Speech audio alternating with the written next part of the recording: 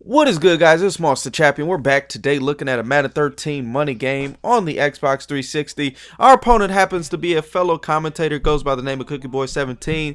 So if you want to check him out, you can feel free to go ahead and do that. He has got the New York G-Men, and I have the Oakland Raiders. And again, this is a $10 money game. Played it a couple days ago. I want to say we played it Tuesday. So hopefully you guys will enjoy this. Now, there's a couple things I want to talk about in this video. So let's go ahead and start off by firstly talking about kind of teams and personnel and things like that, and matching it with your scheme and whatnot.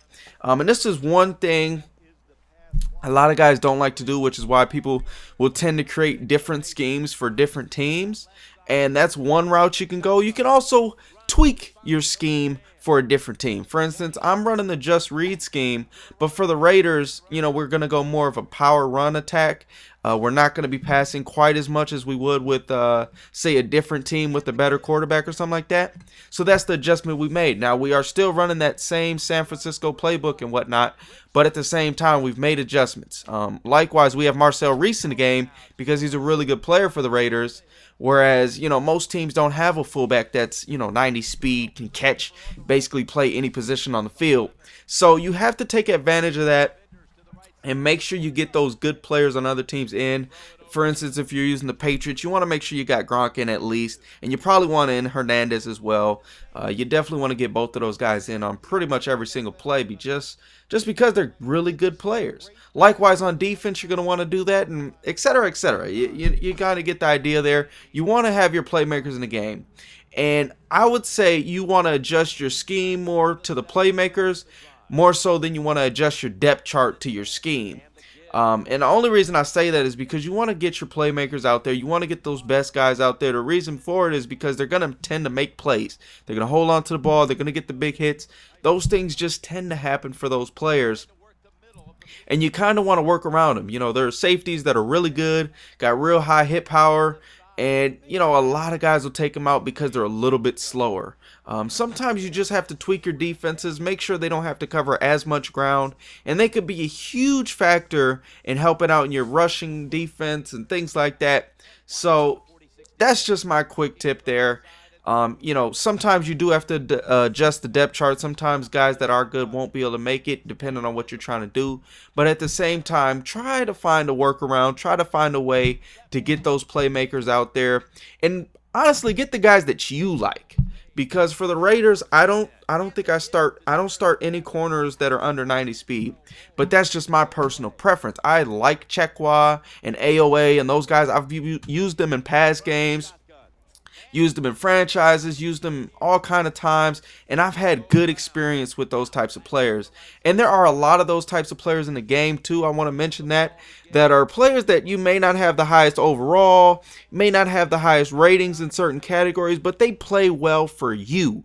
And that's what's most important. When we played with the Giants on a team play, Mav was like, put in Lumpkin. I'm like, why the heck would I put in Lumpkin? This guy's slow. He can't really catch. I mean, what does he do? But we put in Lumpkin and he was making plays. And just some guys, that's going to happen.